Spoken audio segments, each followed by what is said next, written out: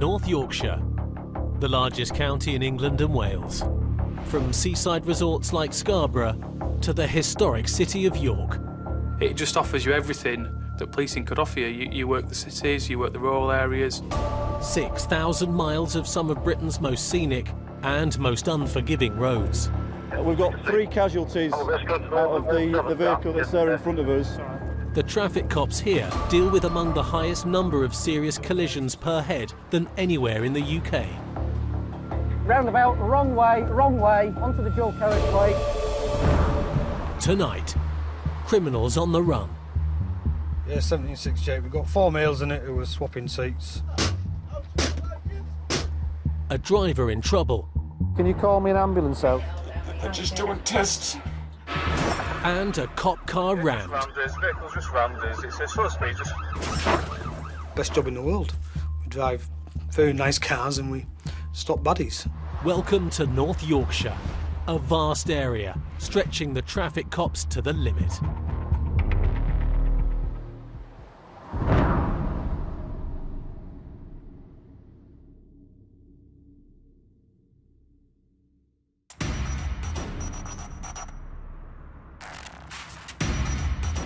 "5,000 crimes are reported in North Yorkshire every month. Many involve criminals using the county's roads as an escape route. With 3,200 square miles to police, the traffic cops here face a constant battle to catch up with crooks on the move. Whatever happens in the middle of London, it happens in North Yorkshire. It may not happen to the same magnitude, it may not happen to the same frequency, but it happens. Policing is policing because you're dealing with people. It's midday. Yes, received. Just repeat. Foxtrot Papa 55. Tadcaster Traffic Constable Martin Smith is 5 hours into his shift when a call comes in about a stolen car. They've got a trigger hit on a stolen motor vehicle coming south from Boroughbridge. The car's hit an automatic number plate recognition camera on the A1, and Martin is about 20 miles from the last sighting. It's Foxtrot Papa 55 is what we're looking for, a grey Astra. Across the UK, a car is stolen on average every 7 minutes. Oscar Romeo 22. As Martin approaches the motorway, more news comes through about the location of the stolen car. He's managed to get ahead of it, so pulls up beside the slip road. Yeah, 22. I'm static at southbound at Bramham waiting. Southbound 23, I've got the vehicle 45 southbound. We're trying to get enough cars together. Yeah, speed 70, middle lane, half-mile marker to the A64, southbound. To stop it. It's half a mile away from us on here. We're going to join in a minute. And then we're probably going to put a preemptive stop on it, which is stopping the vehicle before it starts to run. 6 miles behind, James Duffy and Mick Roth of the North Yorkshire Road Crime Team are racing to join the hunt. 9-1, can we hear from the ARB? They're going to be closest. We're in Harrogate and we'd heard it come down, and we're within a distance that means that there's a real good possibility of us getting involved. We don't usually have information as to who's in that vehicle because it could be anyone. So we have to treat that as this is a genuine stolen vehicle, somebody's in that and they're going to want to get away. Further ahead, we're looking for middle lane, grey Astra, in a minute. There it is, that one there. Did we get any information from Derbyshire? And we're going to join in the back and wait for instructions. We asked the question so they couldn't pass us anything, unfortunately. It's in front of the marked car. That's where it is. Yeah, just asking if you're requesting. There are now 2 police cars directly behind the stolen car, but the driver shows no sign of reacting to the cops. Speed 65 miles per hour. Just confirm we got The worry for Martin now is that the suspect may take off. We're watching very carefully for this driver's reaction. Some people just sit there very coyly and believe the more normal they behave, the quicker it'll go away. Just confirm we got 2 units behind us. 2-3, you've got 2-2 behind you, nobody else. The cops want to surround the car and force it to stop, but to do this, They have to wait until a third police car catches them up. Received, we'll wait for 9-1. The idea at the moment is if we can get another patrol car in behind him, we'll go for what they call a preemptive stop, which is we will surround the vehicle and pull it in without giving the driver much time to react. If he does react, he's got 3 cars around him to hold him in, but we ideally need 3 cars. It might be at that very, very point when we do that, that the driver suddenly twigs, actually we do know he's there and it is him we want, and we have chaos. Finally, the third cop car takes up its position in the chasing pack, but they still can't strike yet. We have a duty to detain and deal with the offender. We also have a duty to protect the public. James is now behind the chasers, keeping the traffic behind them out of harm's way. That gives us enough vehicles to box it in, as well as having a safety vehicle, which means that the motorists that are coming up on you at 70-80 mile an hour, we can give them warning to move over, and it gives us a bit of a safety barrier. With the motorway traffic held back, the intercept team get ready to stop the suspect. Yeah, 2-2 to 2-3. If you want us to come past us, leave your lights off. When ours go on, then put yours on. I'll go in front, the car behind me, offside, you at the back. Confirm? Yeah, all received. Yes, as soon as we're clear, I'll come round you. Line 2, my bad. I'd like that little white car out of the way, because it's going to get right in the middle of it all if we're not careful. We're going. Martin moves to overtake the suspect's car. One patrol car sits behind, and another comes alongside. Stop. Vehicle is stopped. Stand by, XN. Now the car. Now the car for us. Look. Come out and I'll explain what's happening.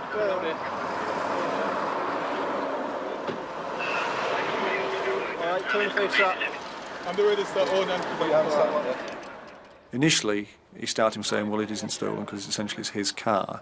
Maybe he thought it was all a big mistake. The front one's the only one we can get him into. One of these two. Different people have different reactions, and the reaction isn't quite right for a completely innocent person.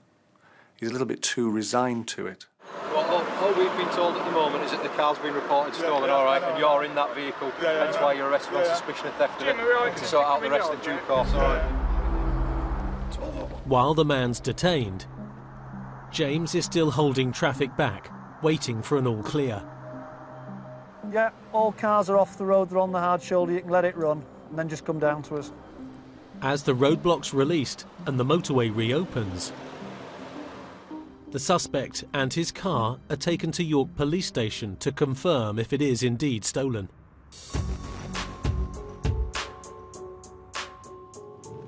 "40 miles away, Traffic Constable Dan Hughes is patrolling north of Scarborough, on the lookout for more criminals on the move. He's been alerted to a report of a shop theft. When the initial report comes in of a theft and people leaving in a vehicle, you've got to start up on the top level where you're dealing with a team of shoplifters, organised travelling criminals. You know, people travel extensively throughout the country for the sole purpose of committing high-value shop thefts. More news comes in about what's been stolen. Somebody's run into the chocolate fall shop on Foreshore Road, pinched wine glasses full of fudge that you need to eat with a spoon, run out again, jumped into the vehicle. The vehicle is a white Ford Transit. It's a minor theft of fudge from a shop on Scarborough seafront.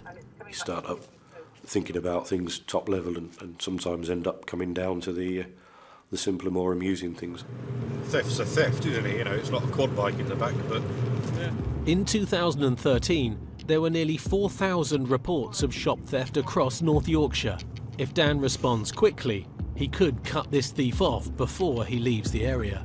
Checks on the computer showed it to possibly be from the Middlesbrough area. Really, I was ideally placed to cut across country and take up a position to try and intercept the vehicle should it be heading home. There it is.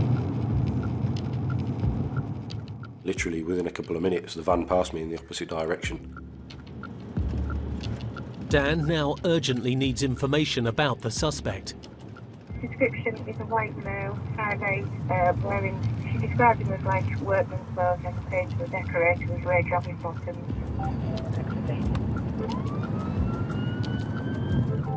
4-3 just got that vehicle stopped now on the last bus stop lay-by before the main roundabout Ormsby. Receive you an order. Now then, you all right? Fellas, yeah. How's it going? Just switch the engine off and pass us keys for us. Gone, mate. Is it? Switch it off. It's dead. Where are you from? Middlesbrough. Right, whose vehicle is it, please? Mine. Right, what's your name? Stephen Coates. Right. Have you been at Scarborough?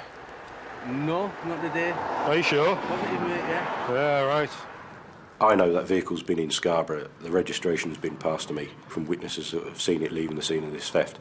And if you know the facts and straight away they're telling you porkies, then you know you need to do a bit of digging. Where are you heading to now? Middlesbrough. Where have you come? Where have you been just now? Upton Rugby. All right. And out here working. It's over that way, isn't it? Not Rugby. Over that way. Somewhere. You know, I'm trying to play it fairly calm. There's no point diving in with handcuffs and things and aggravating the situation. I've got plenty of time and let them sit and stew for the moment. At York Police Station, James Duffy is checking in the driver of the car reported stolen. Stop without issuing subsequently arrested on suspicion of theft about the vehicle. You got anything in your pockets at all? That's my wallet is in this one. Yeah. He was really cool, calm and collected. He's never been arrested before. We've got no record of him on our local system.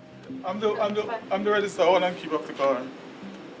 The driver continues to dispute who owns the car. But as routine checks are carried out, a search of the man reveals something much more suspicious. It's cash. Now, we search all people when they come into custody, and it's a good job that we do. Probably about £4 grand. It's cash. Is it? Yeah. I won it from the bookkeeper. Sorry? I won it on football 5 team. £4,000 is a lot of cash for a gambling win, and James suspects the money really comes from the proceeds of crime. £4 grand. Such a large quantity of cash, we're going to further arrest you on suspicion of money laundering. Really? Okay, yeah. The police are starting to think they might be onto something much bigger here. Got anything else in your trouser pockets? Yeah. We're now leading somewhere else. We have a very, very basic domestic theft of a car. We now suddenly have somebody with £4,000 in his pocket in cash. So I guess you start to dig more and more. You use the powers that's available to you, so we continue to search. Put your shoes off for me.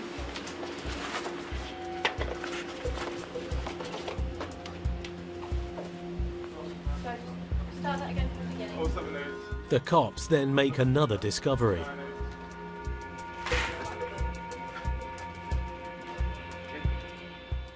It's a package full of what they suspect is Class A drugs. You don't really get amphet in the little... They're individual wraps.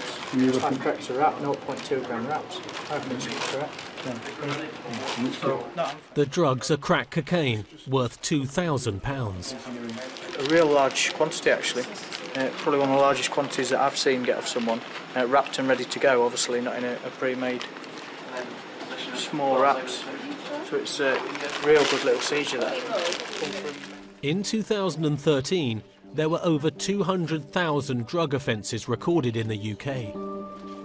I would think most people involved at that level, it's because of profit. It's how much money you make. It's business, it's simple, it's supply and demand. Okay, while the officer sorts that out. The thing that goes down badly with society is the after effects. Drugs are nasty. Drugs have a long-term effect on people. People become victims of drugs. People who become victims of drugs have families. Families witness this. So it becomes an unpleasant affair all around. The allegations against the man in relation to the stolen car are yet to be resolved. But now his arrest for drug supply means he could be facing a lengthy prison sentence. Despite this, he remains unfazed. He's still real cool, calm and collected. There's no worry in his face. We get a range of reactions, but often very quiet, very solemn. You think they might have something on them. Very nervous, you can see their chest going in and out, real shallow, rapid breathing, because they've got adrenaline going around their body, but there was no indications with this chap that there was anything untoward.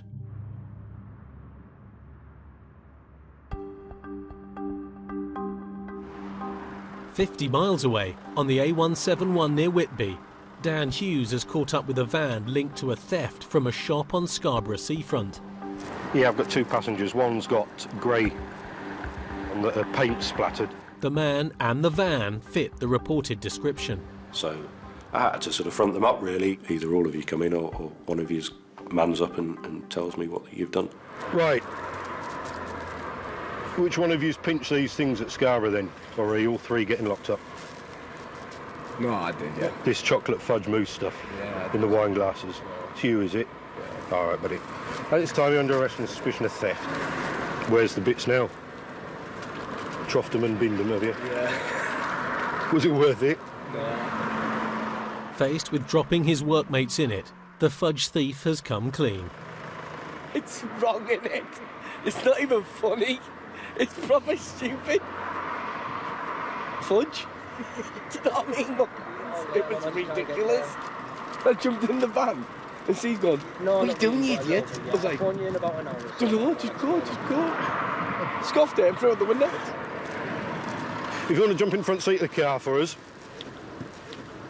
and I'll do some paperwork with you. Attitude, you know, plays a big key role in the people we deal with, and he realises the error of his ways.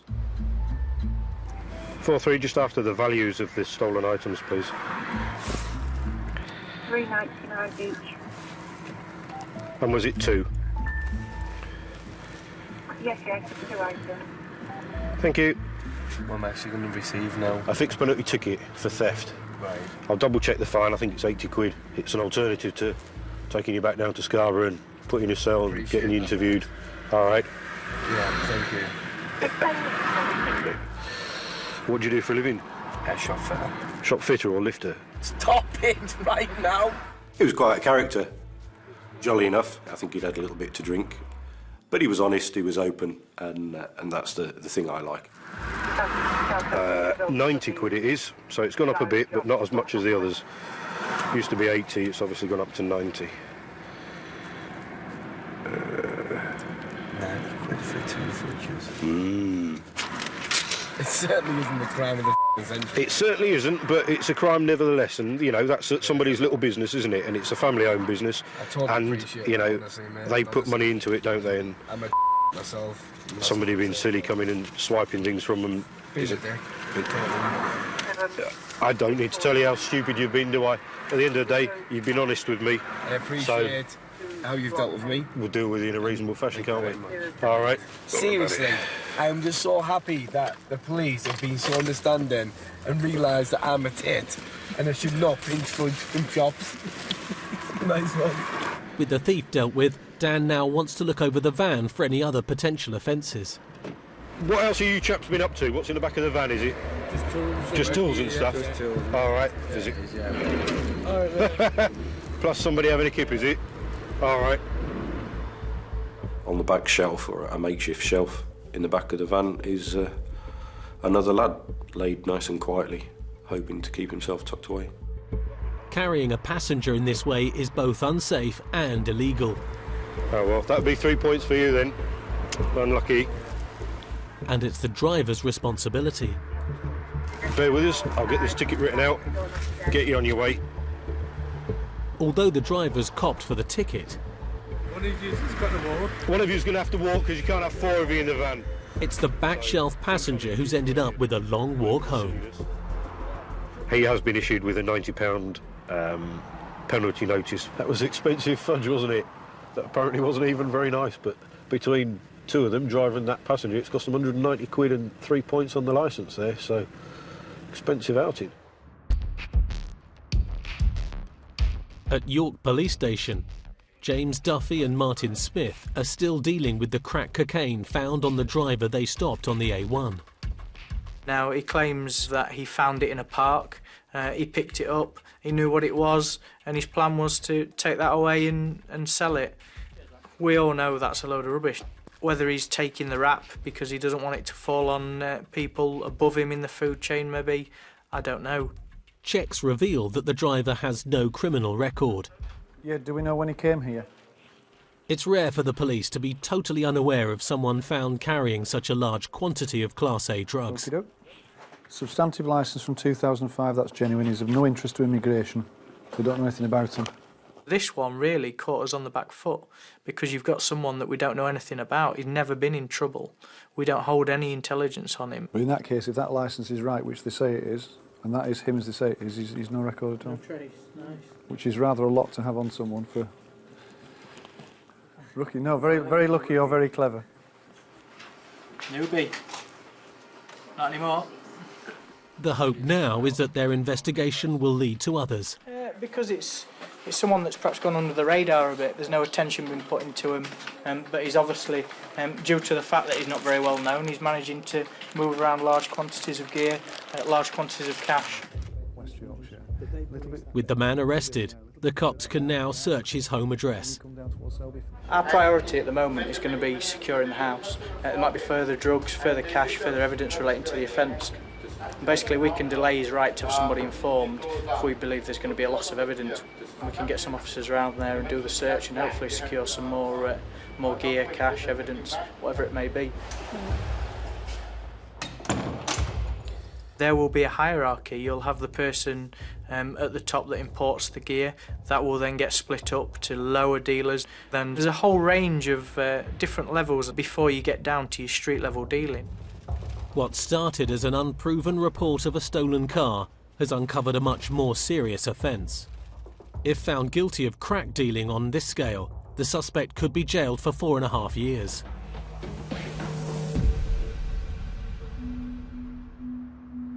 For North Yorkshire's traffic cops, keeping people safe is not always about locking up drug dealers. Over the years, we've had illness at the wheel, we've had people collapse in the street. You can have people run out on the road and see a police car come in, they need some help. One of the primary functions of a police officer is to protect life and property. Martin Smith is back on patrol near the A1 in Boroughbridge when something catches his eye in the rear-view mirror. Well, I was sat there and this great big Arctic came off the roundabout. I wasn't that far away from the roundabout, but he made a beeline for the back of the car. I think, well, he's probably wants some directions or he's going to report something. Morning. I don't know if you can help us, but my shoulder's gone, my whole at the top and my arms have gone numb. Right, do you want me to get you an ambulance out or something? You're in a bit of a state with you, son? I just feel all shaky. Right. Have you got any medical problems that you know of? Nothing? Right, you sit down there a second. Right, what I'm going to do is I'm going to get you an ambulance out to get them to look at you, just in case it's a ripple about something else, and then we'll sort your truck out after that. All right. The man's shoulder is numb. It could be a sign of a stroke or a heart attack. It's the type of emergency most cops come across at some point in their careers. I've had it happen to me once when I was a beat bobby at Scarborough that somebody collapsed. I hadn't been in the job more than a month. And at that point in time, bearing in mind I was 18.5 years old, there was a degree of panic setting in. I've got a lorry driver who's just pulled up and he's in a bit of a state with himself medically. Can you call me an ambulance out? It's non-specific. He's got a pain in his arm, it's seized up. The only thing he's taking is flu tablets. If you can send us one down, please. But you don't forget these things. And life is life, whichever way you look at it. Got up this morning, I felt fine. And I was coming down the A19, I've just... My shoulder just got, it's gone like... I can only lift it as far as... It might be something as simple as a trap in the nerve. But obviously if you're feeling... I can't... I'm feeling shaky just with a worry. Exactly, so I don't know. So this is why we'll have the ambulance out to look at you. I mean, that's what they're there for.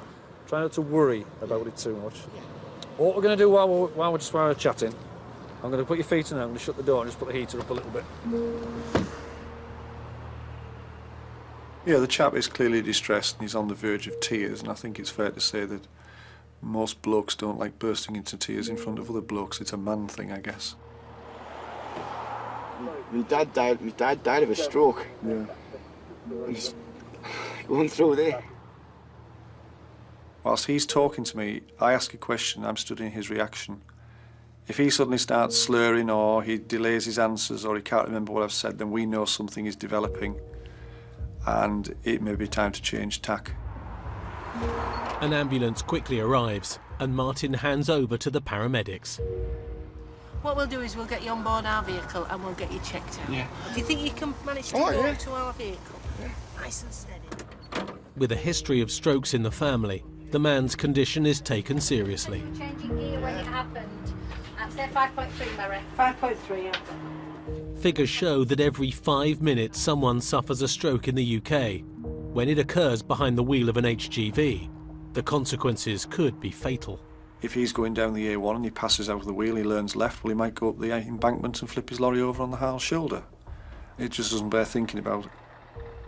While he's checked over, the driver receives a call. The wife, it actually says the wife. Hello. I'm in an ambulance. His wife is somebody that's very, very personal to him. So as soon as he's in the company of somebody he can trust, then all the emotions come forward. Yeah. Having pulse, 64. I've written it all down. They're just doing tests. What you're seeing now is what he really feels like. I pulled into the police car, and the police phoned the ambulance. It's better than none at all. I'll let you know what's happening.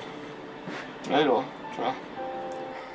I think as you get older, you start to understand what this life thing is. I don't think people understand until they get older what it means.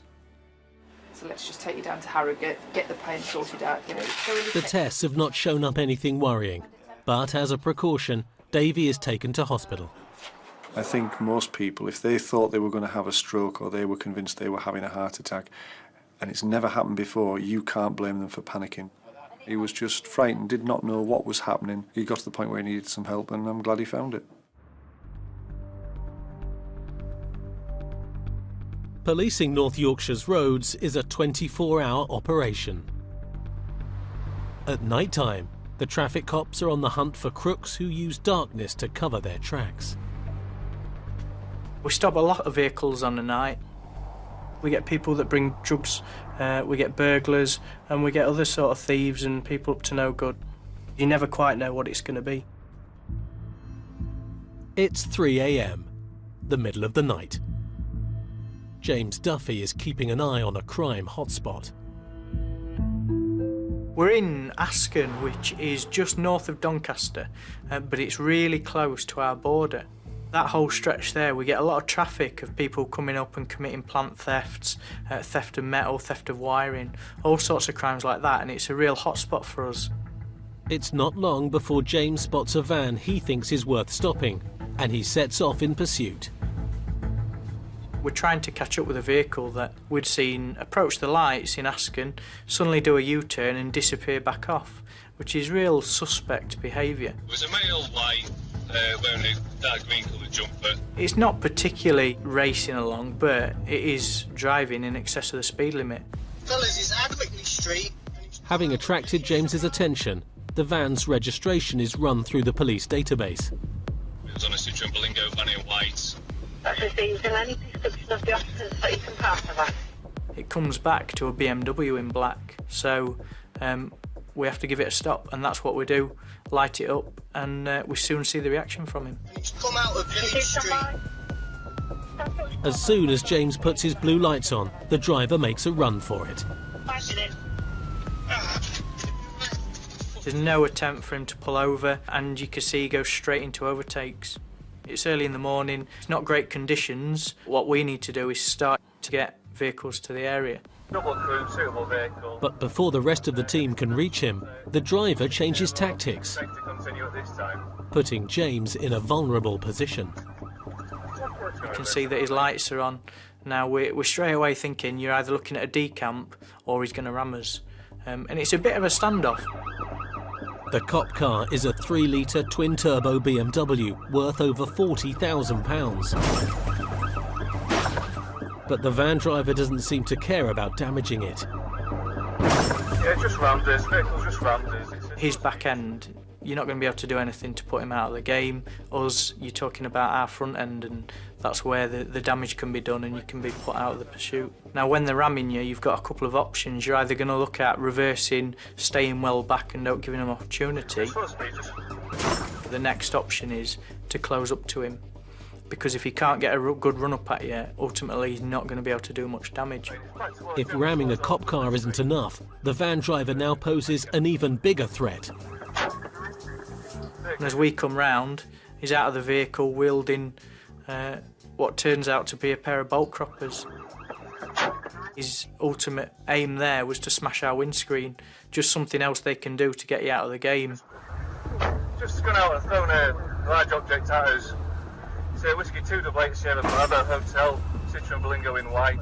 Having been rammed 5 times, the damage to James's patrol car is serious.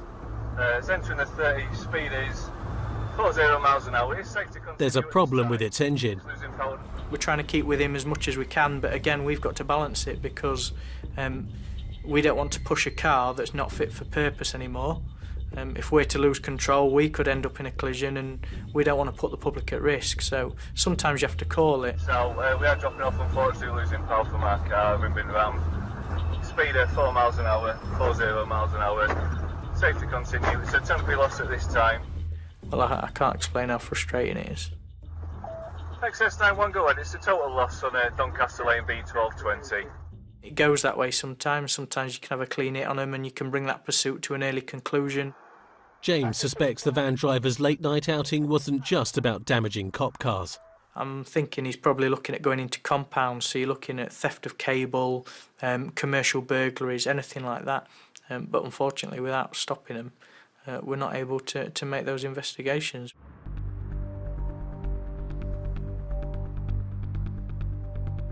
"30 miles away, it's now 5 a.m. On the outskirts of Ripon, rookie traffic constable Chris Coleman is nearing the end of his 9-hour night shift. I'd only been in traffic about 3 weeks possibly then, so fairly new. I left school and went straight into the building trade and enjoyed it, but I always wanted to be a police officer. It was a big shock when I first joined. I joined as a PCSO to start with, which was a great learning curve, but soon settled into it and absolutely love it. A member of the public has alerted the cops to a 4x4 driving erratically, and checks on the car reveal the owner lives 50 miles away. He said he saw a suspect vehicle between Painsbridge and Ripon, said it had a trailer on it. It's registered to someone in Hartlepool. The police suspect that the 4x4 driver has stolen a trailer and used it to steal diesel. He said there's been diesel theft in the area recently. Diesel theft, particularly from the farming community, is a major problem. In 2013, there were more than 750 fuel thefts across North Yorkshire. So we're looking for a Jeep, but if we find them and they smell of diesel and there's diesel in that trailer, they're all coming in. 1768. Yeah, I'm just behind you now. A colleague's on the Jeep's tail, and Chris tucks in behind. Just let him keep going until we get him in the lights at the roundabout. Taking the lead, Chris sees there's no trailer with the Jeep, but colleagues have found one abandoned 20 miles away. Yeah, whatever's in this trailer weighs an absolute ton. I can't even look at the drawbar off the ground in that end. Yeah, this trailer's got extensive damage on it. It looks like whatever vehicle it was towing, it's ripped off the electrics. The socket that would have been attached to a vehicle. The trailer's been carrying a heavy load, and the electric socket is torn off. If the 4x4 is also damaged, there may be a link. 999 road activated. Although the car pulls over, for some reason, the driver doesn't want to be found behind the wheel. Yeah,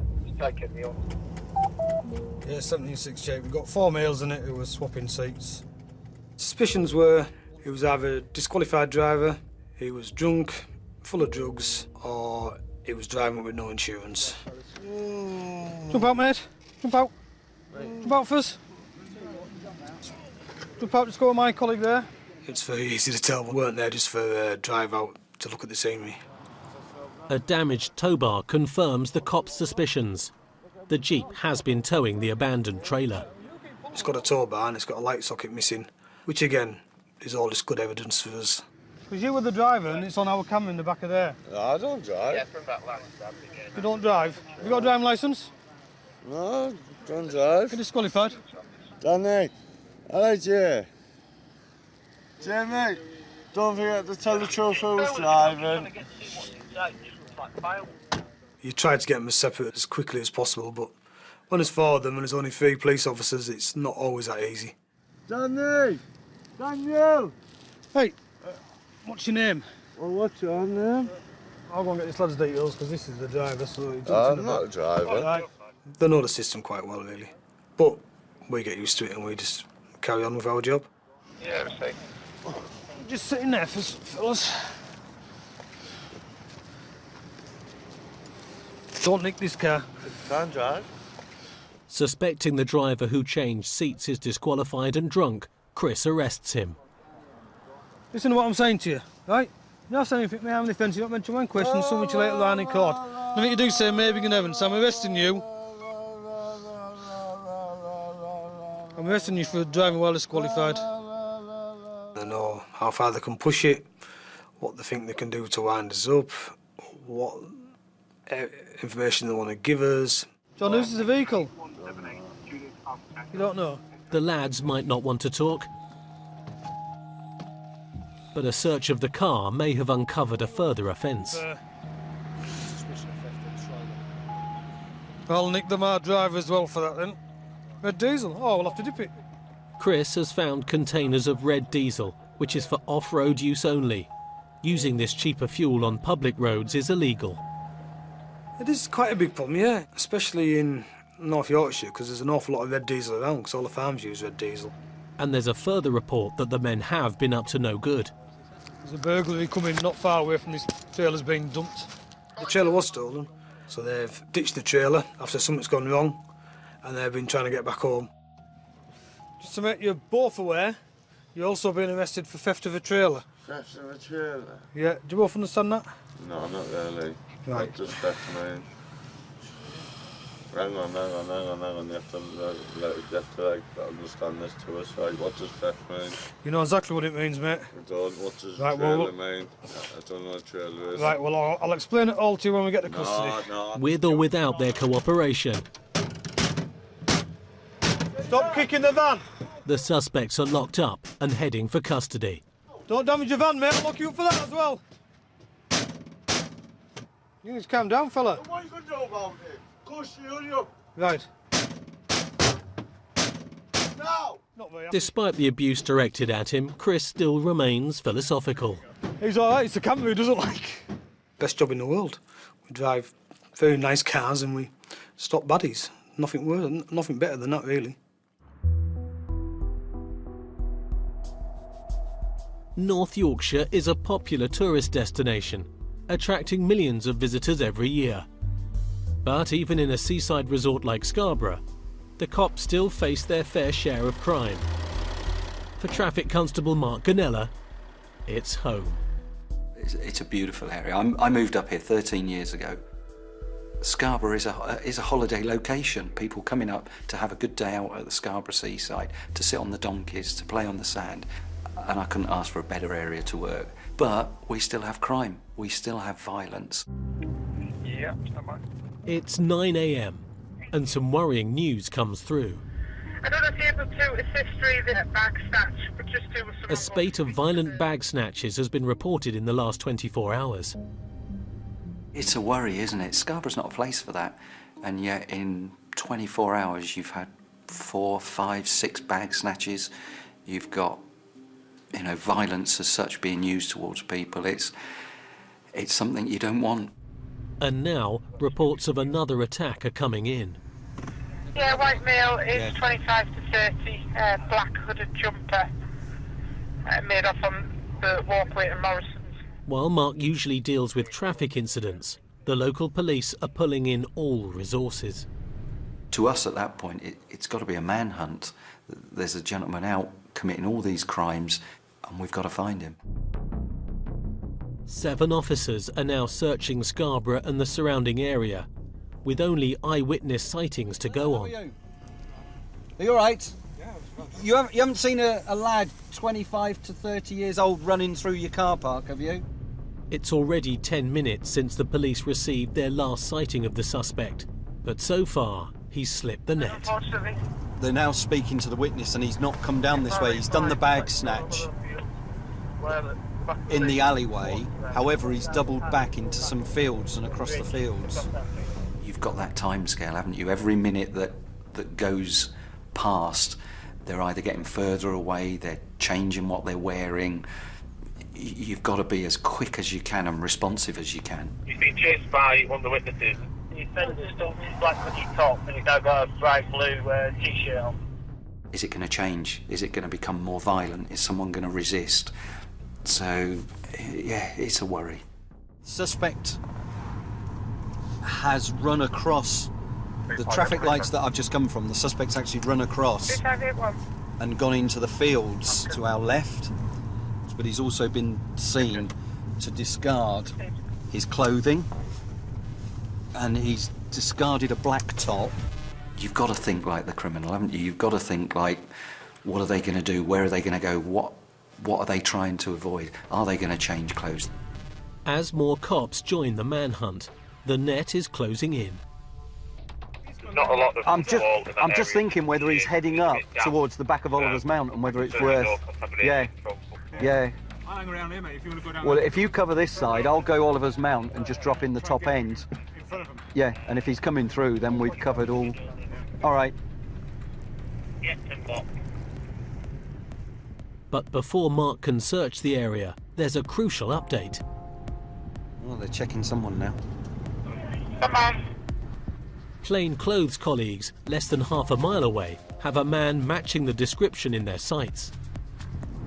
Do we think this lad is the one responsible for the robbery? The blue t-shirt's got to be a giveaway. As Mark arrives, the plainclothes officers have the suspect under arrest. Yep, and they've got him. 10-4, do you still want me to... They're confident he's the man they've been looking for. He's absolutely freezing. He's been running, that's why he's got a red face, hasn't he? Excellent. Brilliant. Well done. The unmarked officer's vehicle and officers came up the road and saw the gent just walking straight down this grassed area in front of me. He was approached. He made no denial at all. He fits the description perfectly. The property has been recovered and found. He was arrested for robbery and as they say, he put his hands straight out. With the manhunt over, the investigation into the suspect's crimes begins. Earlier on today, there was a report of a robbery taking place of a lady near to the Morrison store. At the moment, we're going purely on description and location. We've given a good description. When you bear in mind the weather conditions today, that it's cold, there's not many people walking around just wearing a blue t-shirt and the jogging bottoms. Have you been arrested before, Joe? There's been no denials whatsoever. He's just accepted that he's been arrested and come here. He's quite calm and collective, really, for someone that's just been arrested for a serious offence. Are you happy for his handcuffs? The suspect stands accused of mugging 5 elderly women. He was arrested by 321. It's one of the worst crimes, isn't it? It's attacking a person. It may be a 30-second thing for that bag snatcher, but for that person that's been touched by them, that's been attacked by them, that's a lifelong thing. Do you prefer Joe or Joseph? Joe. Because you come into custody, I've got to search you just to make sure you haven't got anything on you that you shouldn't have, all right? So those are done prior to us seeing you today? Yeah, these have been done just before I've been arrested. My goal as a policeman is to make sure that me, my wife, my kids, anybody can go around places like Scarborough without fear, without worry. And by taking him off the street, that's what we're achieving. If Joseph is found guilty of robbery, he could be jailed for up to 7 years. Okay. All right. Take care. Cheers. Bye.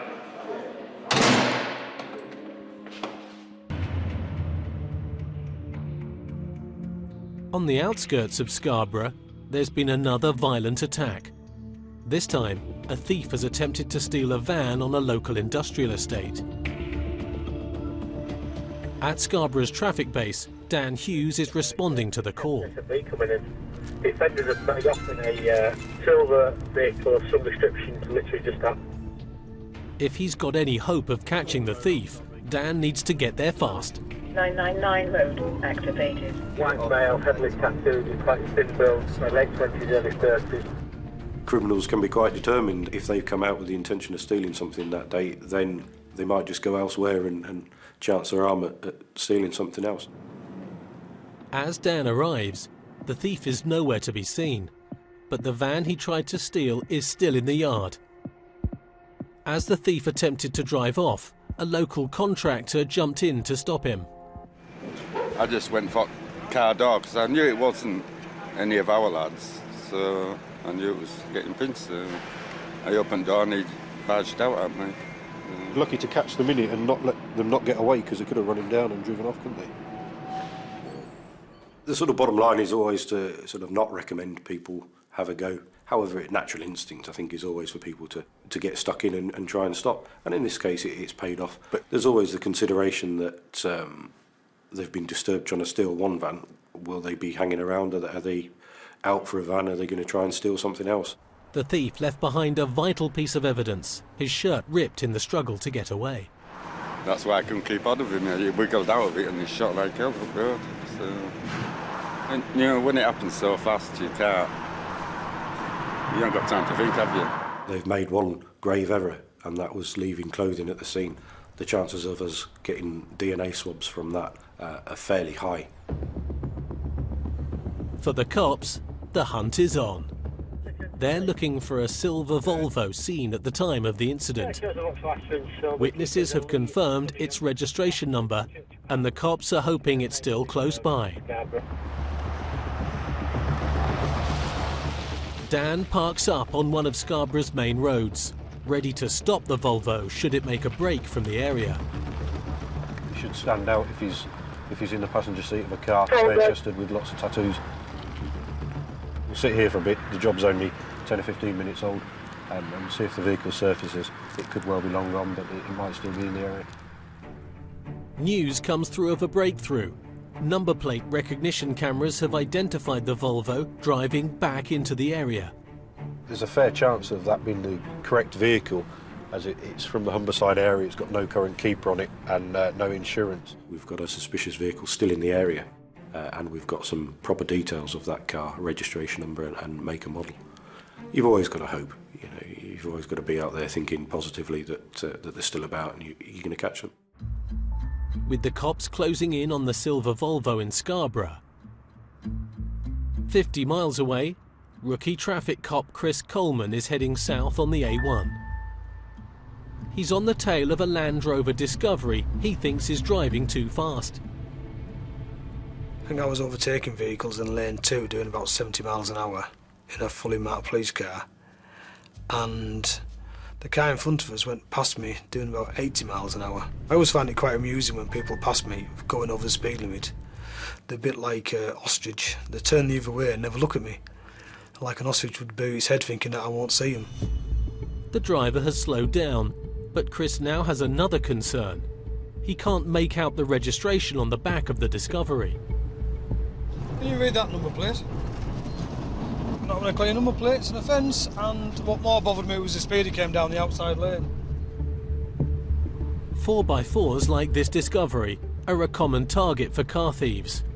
Without a visible registration, automatic number plate recognition cameras can't identify a stolen car. I can't do a vehicle check because I'm struggling to see the number plate. You've got to stop it, you've got to. It's my job to be curious. He's sticking to the speed limit now. I don't know whose it is. I haven't got a clue who's in it. As soon as I get out the car, they might try to make off.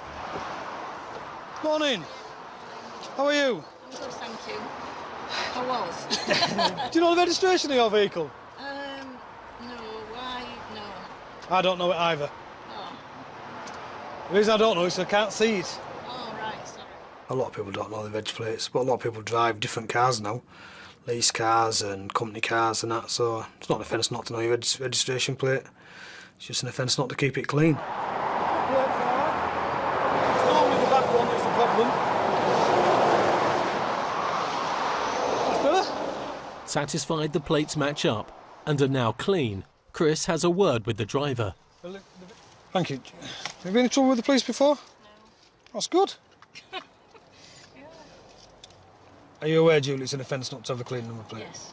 Is there any reason why you didn't clean it this morning before you set off? I didn't even look. Right. So. I can't. There's no. Right, that's fine, Joe. But obviously, there is reasons why we need number plates, please. Before rookie Chris gives the driver her ticket, he wants a bit of advice from a colleague.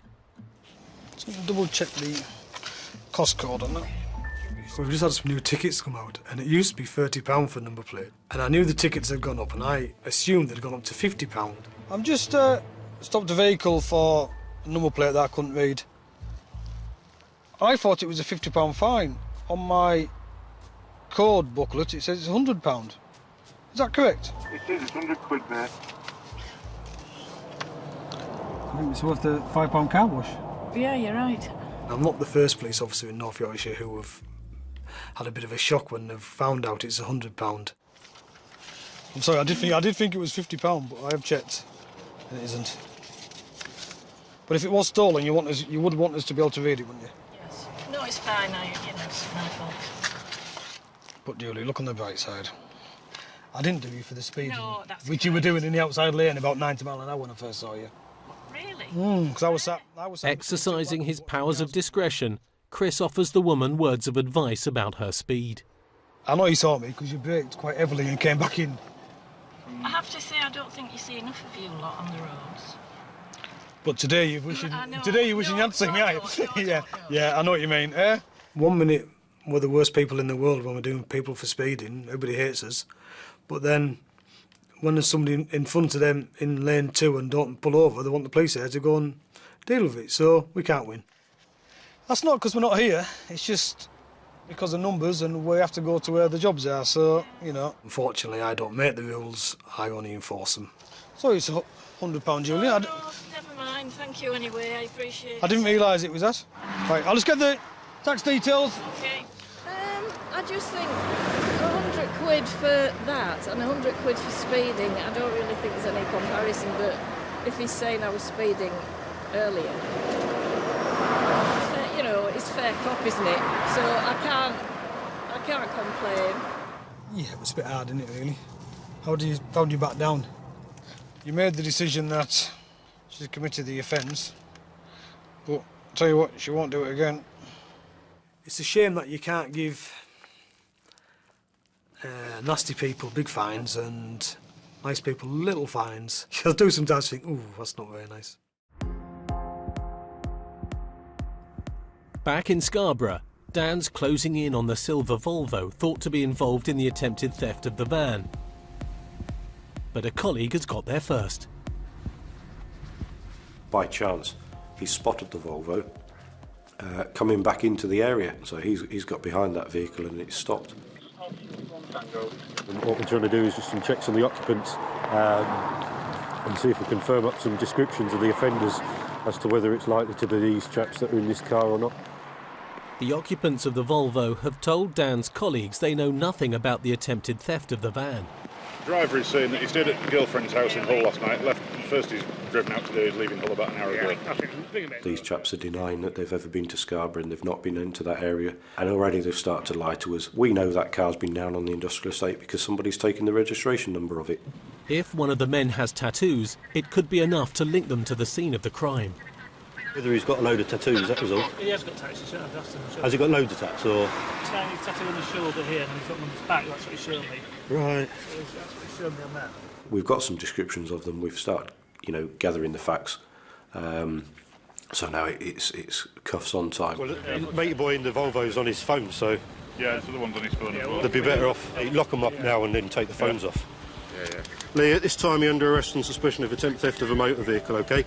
You don't have to say anything, but it may harm your defence if you don't mention when questioned something which you later rely on in court. Anything you do say may be given in evidence. There's nothing greater than opening the door on somebody and locking them up when they think they're getting away with it. With enough evidence to bring the two men into custody, more detailed investigations begin.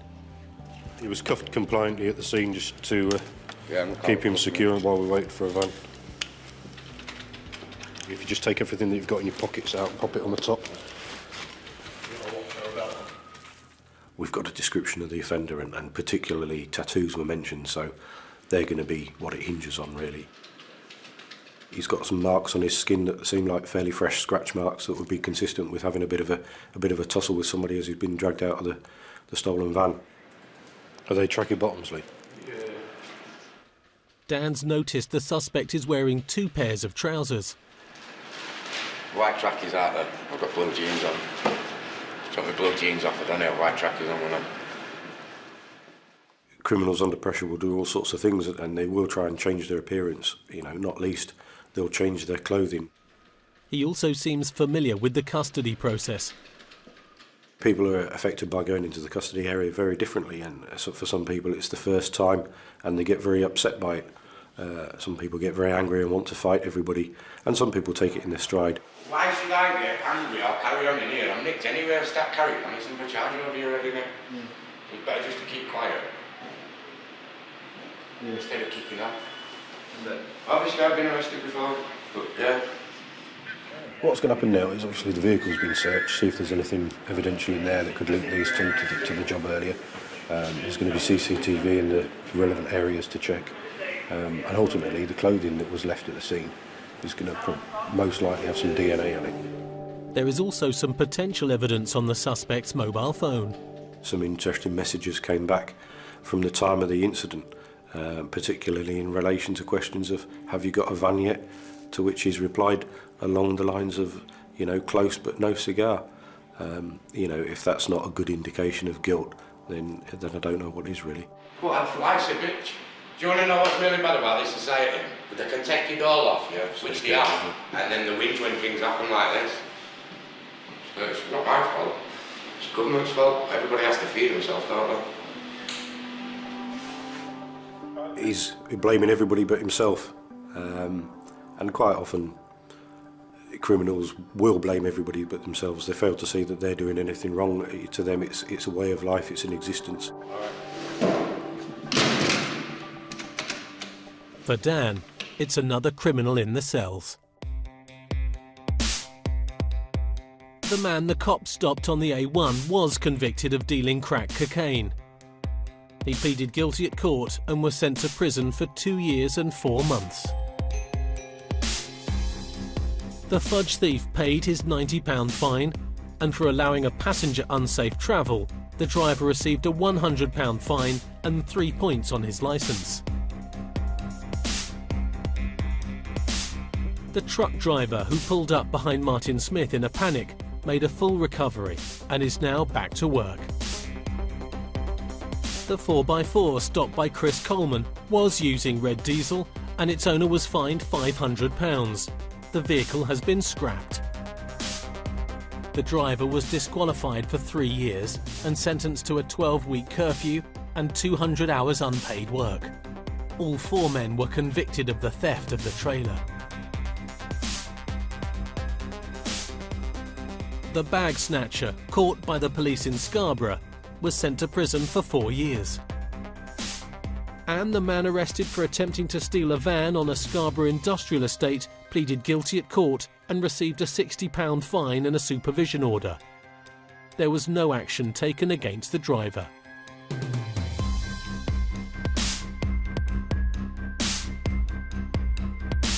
Have I got a bit more news for you? After the news, actor Michael Sheen's in the hot seat tonight at 10:40. Mock the Week's got something to celebrate 10 years of barefaced satire on BBC 2 now. Or head over to BBC 3 for tonight's EastEnders catch-up. Sharon's just about had enough.